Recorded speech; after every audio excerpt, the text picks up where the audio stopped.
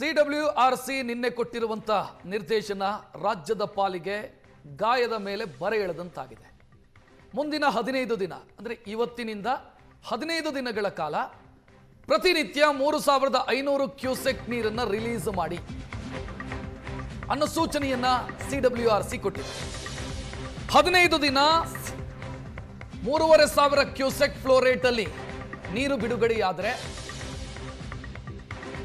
4.5 TMC ನೀರನ್ನ ತಮಿಳುನಾಡಿಗೆ ಹರಿಸಿದಂತಾಗುತ್ತೆ. ನಮ್ಮಲ್ಲೇ ನೀರಿಲ್ಲ, ಎಲ್ಲಿಂದ ನೀರು ರಿಲೀಸ್ ಮಾಡೋದು ಅನ್ನುವಂಥ ಪ್ರಶ್ನೆ ಈಗ ಬರ್ತಾ ಇದೆ. ನೀರಿನ ಮಟ್ಟ ಈಗಿರುವಂಥ ಲೈವ್ ಸ್ಟೋರೇಜು, ಅದರ ಜೊತೆಗೆ ಇನ್ಫ್ಲೋ ಒಳಹರಿವು, ನಮ್ಮ ಜಲಾಶಯಗಳಿಗಿರುವಂಥ ಒಳಹರಿವು, ಇದನ್ನ ಗಮನಿಸಿದ್ರೆ ನಾವೇ ಸಂಕಷ್ಟದಲ್ಲಿದ್ದೀವಿ. ಸಂಕಷ್ಟದಲ್ಲಿರೋ ನಾವು ತಮಿಳುನಾಡಿಗೆ ಎಲ್ಲಿಂದ ನೀರು ಬಿಡೋದು, ನೀರು ಹರಿಸೋದು ಹೇಗೆ ಅನ್ನುವಂಥ ಪ್ರಶ್ನೆ ಇಲ್ಲಿ ಕೇಳಿ ಬರ್ತಾ ಇದೆ. ಆಕ್ರೋಶವೂ ಕೂಡ ವ್ಯಕ್ತವಾಗ್ತಾ ಇದೆ. 3500 ಕ್ಯೂಸೆಕ್ ಫ್ಲೋ ರೇಟ್ ಅಲ್ಲಿ ನೀರು ಬಿಡಿ ಇವತ್ತು ಬೆಳಗ್ಗೆ 8 ಗಂಟೆಯಿಂದ ಅಂತ CWRC ನಿರ್ದೇಶನ ಕೊಟ್ಟಿದೆ. ನಮಗಿರೋದು ಇನ್ಫ್ಲೋ KRS ಗೆ 2500 ಕ್ಯೂಸೆಕ್. ಆದ್ರೆ ಮುಂದಿನ 15 ದಿನಗಳ ಕಾಲ ಇದೇ ಫ್ಲೋ ರೇಟ್ ಅಲ್ಲಿ ನೀರು ಹರಿದು ಬರುತ್ತೆ ಅಂತ ಗ್ಯಾರಂಟಿ ಇಲ್ಲ. ಯಾಕಂತಂದ್ರೆ ಕಾವೇರಿ ಬೇಸಿನ್ನಲ್ಲಿ ಮಳೆ ದೊಡ್ಡ ಪ್ರಮಾಣದಲ್ಲಿ ಆಗಿಲ್ಲ, ಆಗ್ತಾನೂ ಇಲ್ಲ, ಆಗುವ ಮುನ್ಸೂಚನೆಯೂ ಕೂಡ ಕಾಣ್ತಿಲ್ಲ. ನಮಗೆ ಇನ್ಫ್ಲೋ ಇರೋದು 2500 ಕ್ಯೂಸೆಕ್, ನಾವು ಬಿಡಬೇಕಾಗಿರೋದು 3500 ಕ್ಯೂಸೆಕ್ ಫ್ಲೋ ರೇಟ್ ಅಲ್ಲಿ ನೀರು ಬಿಡುಗಡೆ ಮಾಡಿ ಅಂತ CWRC ಆದೇಶ ಮಾಡಿದೆ. ಅಂದ್ರೆ 15 ದಿನದಲ್ಲಿ 4.56 TMC ಯಷ್ಟು ನೀರನ್ನ ನಾವು ಬಿಡುಗಡೆ ಮಾಡಬೇಕು ತಮಿಳುನಾಡಿಗೆ. ಇವತ್ತು ಬೆಳಗ್ಗಿನಿಂದ ನೀರು ಬಿಡುಗಡೆ ಮಾಡಿ ಅನ್ನುವಂಥ ಆದೇಶ ಇರೋದು 8 ಗಂಟೆಯಿಂದ. ಬಿಳಿಗುಂಡ್ಲು ಮಾಪನ ಕೇಂದ್ರದಲ್ಲಿ ಲೆಕ್ಕ ಹಾಕಲಾಗುತ್ತೆ ಕರ್ನಾಟಕ ನೀರು ಹರಿಸಿದ ವಿಚಾರವನ್ನ. ಸೊ ಪ್ರಶ್ನೆ ಎಲ್ಲಿ ಬರುತ್ತೆ ಅಂತಂದ್ರೆ, ಇರೋದು ನಮ್ಮ ಹತ್ರ 12 TMC live storage. 12 TMC live storage ಇರುವಾಗ 4.5 TMC ನೀರನ್ನ ನಾವು ತಮಿಳುನಾಡಿಗೆ ಹರಿಸಿದ್ರೆ ನಮ್ಮ ಪರಿಸ್ಥಿತಿ ಏನು? ರಾಜ್ಯ ಸರ್ಕಾರ ಹೇಳಿದೆ, ನಮ್ಮ ರೈತರ ಬಳಿ ನೀವು ಕೃಷಿ ಚಟುವಟಿಕೆಯನ್ನು ಮಾಡಬೇಡಿ, ಬೆಳೆ ಹಾಕಬೇಡಿ ಅಂತ ಹೇಳಿದೆ. ಕುಡಿಯೋ ನೀರಿಗೆ ಅಷ್ಟೇ ನಾವು ಬಳಸ್ತಾ ಇದ್ದೀವಿ ಅಂತ. ತಮಿಳುನಾಡು ತಮ್ಮ ರೈತರ ಹಿತದೃಷ್ಟಿಯಿಂದ ಸ್ಟೋರೇಜ್ ಮಾಡಿಕೊಳ್ತಾ ಇದೆ ನೀರನ್ನ. ನಮಗೆ ಕುಡಿಯೋದಕ್ಕೆ ನೀರಿಲ್ಲ, ಅವರು ಕೃಷಿ ಚಟುವಟಿಕೆಗೆ ಸ್ಟೋರೇಜ್ ಮಾಡ್ತಾ ಇದ್ದಾರೆ.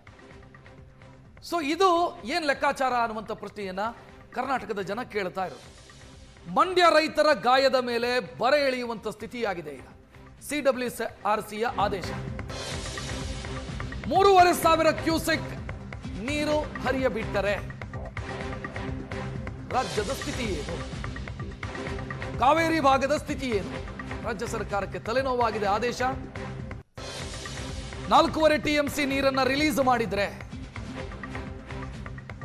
ಮಂಡ್ಯ ಸೇರಿ ಕಾವೇರಿ ನೀರನ್ನೇ ಅವಲಂಬಿಸಿರುವಂತ ಜಿಲ್ಲೆಗಳ ಪರಿಸ್ಥಿತಿ ಏನು?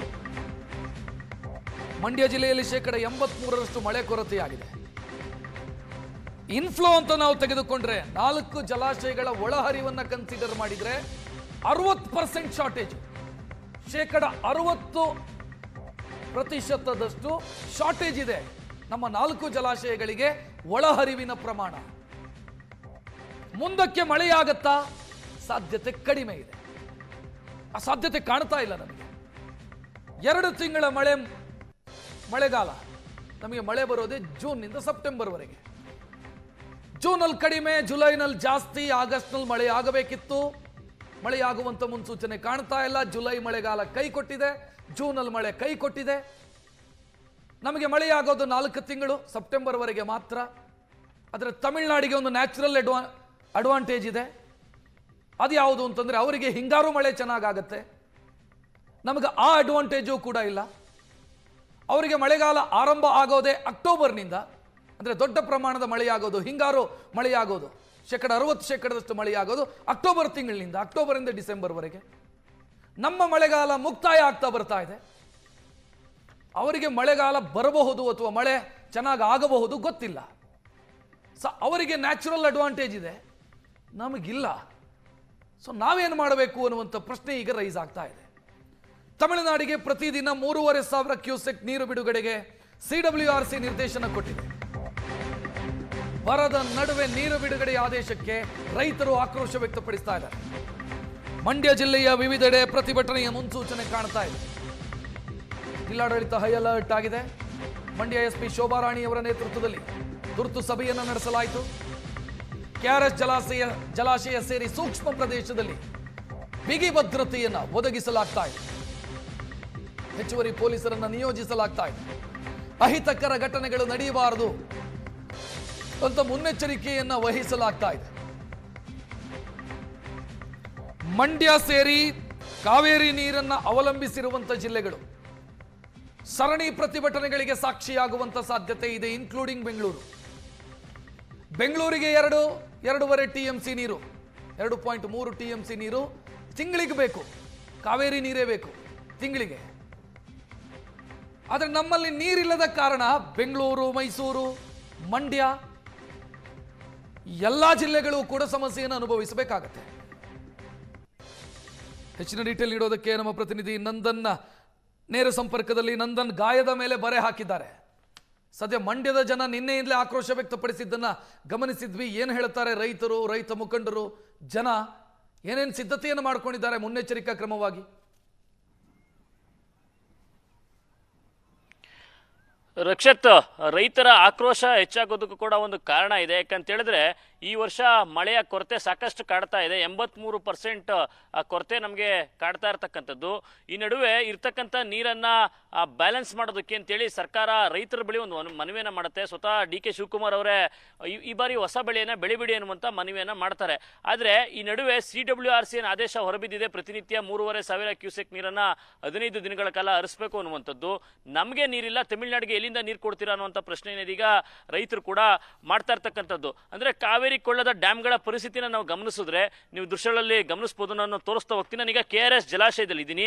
ಈ KRS ಜಲಾಶಯದಲ್ಲಿ 124 ಕೋಟಿ ಗರಿಷ್ಠ ಮಟ್ಟವನ್ನು ಹೊಂದಿರತಕ್ಕಂಥದ್ದು. ಕೇವಲ 91 ಅಡಿ ಅಷ್ಟೇ ನೀರು ಸಂಗ್ರಹ ಆಗಿದೆ. ಇನ್ನು 49 TMC ನೀರಿನ ಸಂಗ್ರಹ ಸಾಮರ್ಥ್ಯವನ್ನು ಈ ಡ್ಯಾಮ್ ಹೊಂದಿರತಕ್ಕಂಥದ್ದು. ಕೇವಲ 17 TMC ಅಷ್ಟೇ ಈಗ ನೀರಿರ್ತಕ್ಕಂಥದ್ದು. ಕೇವಲ 2,500 ಕ್ಯೂಸೆಕ್ ಹೊಳ ಹರಿವು ಸದ್ಯಕ್ಕೆ ಬರ್ತಾ ಇದೆ. ಇರ್ತಕ್ಕಂಥ 17 TMCಯಲ್ಲಿ 5 TMCನ ಡೆಸ್ಟೋರೆಸ್ ಅಂತೇಳಿ ಕನ್ಸಿಡರ್ ಮಾಡಿ ಕಳೆದ್ರೆ ಇರ್ತಕ್ಕಂಥ 12 TMCಯಲ್ಲಿ ಬೆಂಗಳೂರು, ಮೈಸೂರು ಅಂದರೆ ಯಾರೆಲ್ಲ ಕಾವೇರಿ ನೀರನ್ನು ಅವಲಂಬಿಸಿದರೆ ಆ ಜಿಲ್ಲೆಗಳಿಗೆಲ್ಲವೂ ಕೂಡ ಕುಡಿಯೋ ನೀರಿಗೆ ಮೊದಲೇ ಆದ್ಯತೆಯನ್ನು ಕೊಟ್ಟು ಕೃಷಿ ಚಟುವಟಿಕೆಗಳಿಗೂ ಕೂಡ ಬ್ಯಾಲೆನ್ಸ್ ಮಾಡಬೇಕಾದಂಥ ಅನಿವಾರ್ಯತೆ ಇರತಕ್ಕಂಥದ್ದು.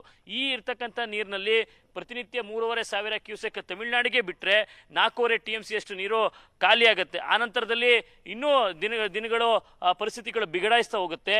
ಆ ಕಾರಣಕ್ಕಾಗಿ ರೈತರ ಆಕ್ರೋಶದ ಕಟ್ಟೆ ಹೊಡೆದಿರ್ತಕ್ಕಂಥದ್ದು. CWRC ಆದೇಶ ಹೊರಬೀಳ್ತಿದ್ದಂಗೆ ಮಂಡ್ಯದಲ್ಲಿ ರೈತರ ಪ್ರತಿಭಟನೆಗಳು ಕೂಡ ಶುರುವಾದವು. ಇವತ್ತು ಕೂಡ ಆ ಪ್ರತಿಭಟನೆಗಳು ತೀವ್ರ ಆಗುವಂಥ ಸಾಧ್ಯತೆಗಳು ಕೂಡ ಇರ್ತಕ್ಕಂಥದ್ದು. ಅಂದರೆ ಮೊದಲು ನಮ್ಮಲ್ಲಿರ್ತಕ್ಕಂಥ ನೀರಿನ ಲಭ್ಯತೆಯನ್ನು ನೋಡಿಕೊಂಡು ಆ ವಾಸ್ತವಾಂಶವನ್ನು CWRC ಮುಂದೆ ಮನವರಿಕೆ ಮಾಡಿಕೊಡುವಂಥ ಕೆಲಸವನ್ನು ಸರ್ಕಾರ ಪ್ರಾಮಾಣಿಕವಾಗಿ ಮಾಡಬೇಕು ಅನ್ನುವಂಥ ಒತ್ತಾಯವನ್ನು ರೈತರು ಮಾಡ್ತಾ ಇರ್ತಕ್ಕಂಥದ್ದು. ಎಲ್ಲ ಒಂದು ಕಡೆ CWRC ಮುಂದೆ ಇಲ್ಲಿನ ವಾಸ್ತವಾಂಶವನ್ನು ಹೇಳೋದ್ರಲ್ಲಿ ವಿಫಲ ಆಯ್ತಾ ಅನ್ನುವಂಥ ಪ್ರಶ್ನೆಗಳನ್ನು ರೈತರು ಇಡ್ತಾ ಇರ್ತಕ್ಕಂಥದ್ದು. ಅಂದರೆ ನಮಗೆ ಹೊಸ ಬೆಳೆಯನ್ನು ಬೆಳಿಬಿಡಿ ಅನ್ನುವಂಥ ಮಾತನ್ನು ಹೇಳ್ತೀರಿ, ಆದರೆ CWRC ತಮಿಳುನಾಡಿಗೆ ನೀರು ಬಿಡಿ ಅನ್ನುವಂಥ ಆದೇಶವನ್ನು ಕೊಡುತ್ತೆ. ಅಂದರೆ ಇಲ್ಲಿನ ಸ್ಥಳೀಯವಾದಂಥ ವಾಸ್ತವಾಂಶ ಅವ್ರಿಗೆ ಗೊತ್ತಾಗ್ತಿಲ್ವಾ ಅನ್ನುವಂಥದ್ದು ಸದ್ಯದ ಪ್ರಶ್ನೆ. ಅಂದರೆ ಏನು CWRC ಆದೇಶವನ್ನು ಪಾಲನೆ ಮಾಡಿದಂಥ ಸಂದರ್ಭದಲ್ಲಿ ಮಂಡ್ಯದಲ್ಲಿ ಕಾವೇರಿ ಹೋರಾಟದ ಕಿಚ್ಚು ಜಾಸ್ತಿ ಆಗುವಂಥ ಸಾಧ್ಯತೆಗಳಿದೆ. ಈಗ ಸದ್ಯದ ಮಟ್ಟಿಗೆ ಸರ್ಕಾರದ ಮೇಲ್ಮನಿ ಹೋಗುತ್ತೆ ಅನ್ನುವಂಥ ಮಾಹಿತಿಗಳು ಕೂಡ ಲಭ್ಯ ಆಗ್ತಾ ಇರ್ತಕ್ಕಂಥದ್ದು. ರಕ್ಷತ್, ಥ್ಯಾಂಕ್ ಯು ನಂದನ್ ಮಾಹಿತಿಗೆ.